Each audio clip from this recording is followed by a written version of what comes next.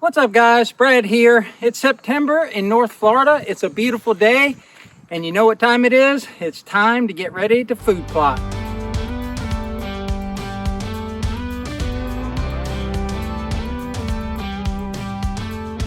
So I don't know what part of the country you guys are from, but out here in North Florida about this time of year, you start seeing the trucks dragging the trailers with the Kubotas and the John Deeres on them, and they all have brush hogs. They're all heading out to their hunting leases. They're going to mow the roads, they're going to mow the trails, they're going to mow the food plots, and we're going to get ready for hunting season. Our bow season is in October. I don't bow hunt anymore. Our gun season starts 4 days in Thanksgiving, and then it shuts down for a few weeks, and then it opens up in December and runs all the way to February, and our rut is in the January-February time frame. So it's about that time we need to start thinking about food plotting.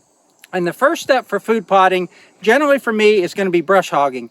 But out here at Piney Grove, I've already kept the food plot somewhat mowed down as I've mowed the pastures out here. So I'm not going to actually mow them first before I spray. So the second step for food plotting is spraying. So I'm going to spray some Roundup. Actually, it's generic Roundup. It's called glyphosate. Most of us call it Gly. And we're going to use about 48 ounces per acre. And this 15-gallon sprayer on my ATV will spray about an acre. I've used it enough over the years, so I know how fast I need to go to spray so that I put out this whole tank in about an acre. I've got a video out there of spraying the pastures out here this spring, and I'll post that link up above my head here.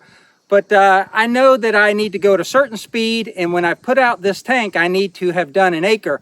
And if I haven't done an acre, I'll actually go back over it. I won't try to do an acre and a half with this tank.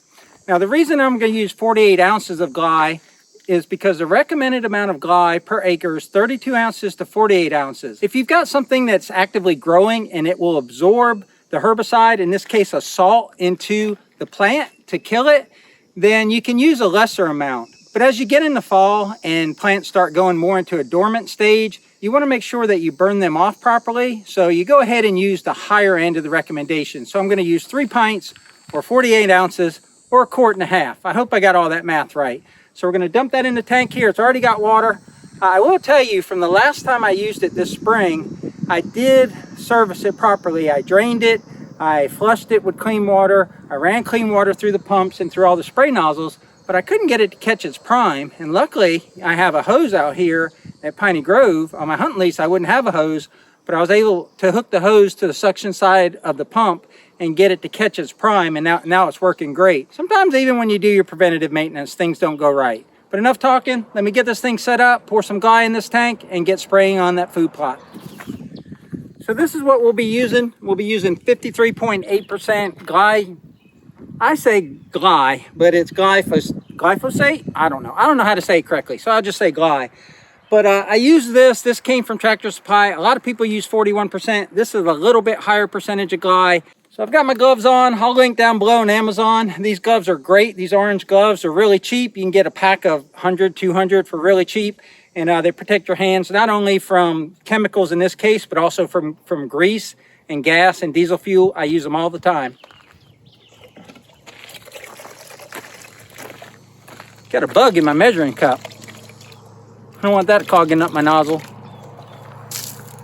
All right, time to put 3 of these in there. I see some trash in this Gly, so I'm gonna go ahead and get a t-shirt to put over top of here so I can filter that out. I don't want this trash clogging my nozzle.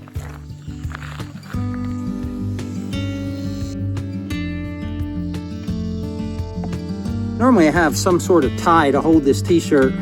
I guess I wasn't too prepared today. I don't know if you can see, but there's some stuff floating around in there. So if you don't have one of these ATV sprayers, but you have an ATV, I highly recommend getting one. They're very simple to operate, they're not too expensive, and they save you a ton of work. I've been using the solo type of backpack sprayers since I was a child, and I've done acres and acres of spraying with them. But this ATV sprayer, it just is way more efficient. You get a lot more done. It's just a better way of doing business if you have large acreage to spray. But the controls are real simple. It has an electrical power source that comes from the ATV that goes into the cigarette lighter or the 12-volt socket. It's got a pump, and that pump pumps on demand. So it'll hold about 60 pounds of pressure. This is your recirc valve. It just takes liquid from the bottom of the tank, comes through the pump, and then recirculates it. So before I turned the camera on, I was actually doing that to mix that glide with the water. And then you turn that off and you turn this valve on, and that pressurizes the wand and also the spray. And then you turn this off, so that turns it off, and then you turn this on, and that in line like that. And that will send liquid to this line, which powers your spray bar in the back. And that's all it is to it. This thing senses when the pressure is low and it turns on, and when it gets to 60 psi it turns off. But when you're spraying, it never gets to 60 psi, so the pump just continually runs. Easy to put on the ATV, easy to take off, and I highly recommend it.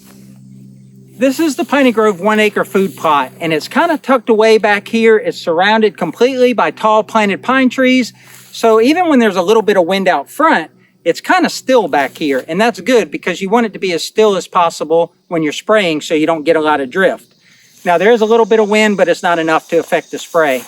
Now this is a 1 acre food plot. It's basically square, and what I'm going to do is I'm going to go all the way around the edges 3 or 4 times, 5 feet at a time, and that way this edge will be done. And then when I start going this way, when I come and make my turn, I'll be sure that I didn't miss anything on the end.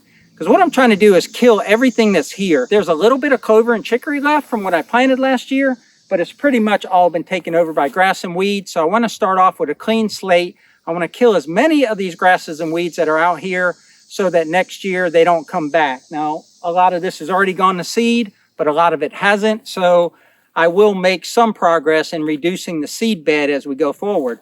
But once this dies down in about 2 weeks, and that's about what it takes for Glide to work is 2 weeks, you'll start seeing some browning after about 7 days, but really 2 weeks, this whole pot should be completely brown, crispy and dry. Everything should fall to the ground level and then start to incorporate in the soil and bring up that organic matter. Now, what was planted in here last year was rye grain, wheat and oats, chicory and clover, and that came in really, really good. And in the spring, I mowed the grains so that they wouldn't go to a seed head, so they would last a little longer. But at some point, they went to a seed head, they got terminated, and all of that thatch is already incorporated in the soil. That left the clover and chicory, but in Florida, it's really, really hot in the summer, and sometimes we don't get rain. We usually have wet summers, but we'll have periods where we don't get rain, and in this clay soil, that clover just couldn't hang on. Even up here where it's a little bit more damp than it is on the other end of the plot, there's just really nothing here for the deer to eat. That's how we're going to attack spraying this food plot. So let me put this camera on time lapse and jump on the ATV and get started. Oh, by the way, when I came down here and did a U-turn with the ATV to get it ready to spray, I popped around the corner and there was a big old doe on the back fence line that saw me, and then she jumped into the neighbor's woods there. But here it is, middle of the day, and we had a doe out here right behind the food plot.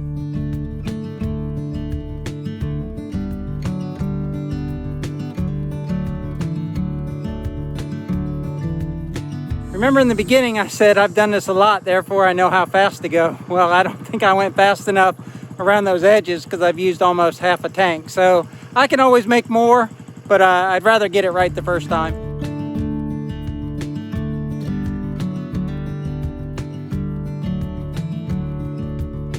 So I was going back and forth the short way and I was like, this just seems awkward. I'm turning too much and I'm not spraying effectively, but I forgot. I brush hog and I till and I plant with all the rows going this way because it slopes down that way and I want to control erosion. But when I'm spraying, I don't care about erosion. So now I'm going to start going this way, up and down the plot.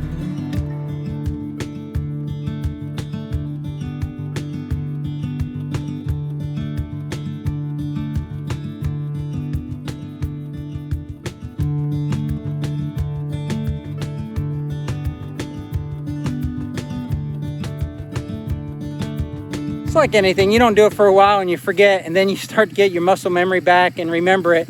But what I'm doing is I'm going down, and on the end where I've already sprayed around the edges, I turn it off so I don't respray that area.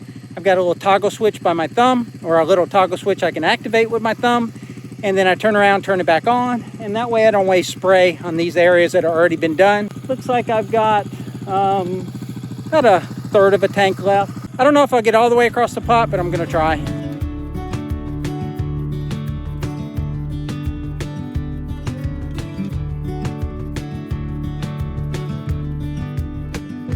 I was able to get the whole plot done, so it's completely sprayed down. I actually had a little bit where I could go over some of the places where I really want to make sure it's burned off.